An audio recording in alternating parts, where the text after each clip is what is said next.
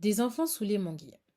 La naissance d'un enfant est toujours un événement merveilleux, puisqu'un petit être symbolise ce renouveau et le démarrage d'une histoire nouvelle pour tout un village.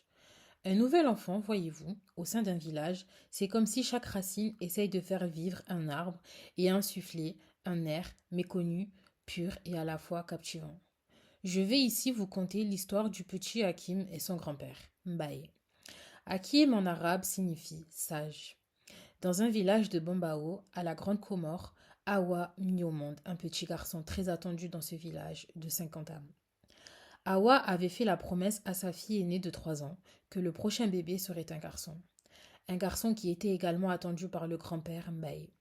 Un petit garçon, voyez-vous, doit se préparer à aller au champ, rejoindre le monde des adultes assez rapidement.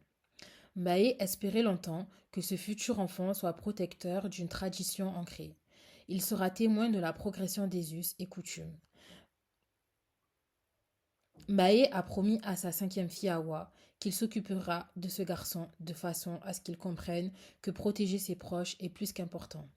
Mbaye a pris les deux mains réunies, la tête en direction de la lune, cette lune qui brille tellement fort que les étoiles se feront les messagères de ses prières. Hakim est né le 20 mai 1986, une nuit de Ramadan.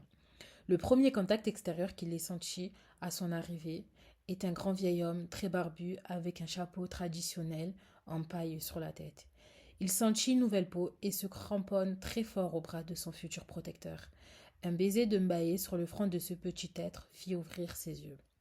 Mbaye perçoit à travers ses petits yeux marrons que ce petit garçon sera le plus aguerri et le plus écouté du village et au-delà.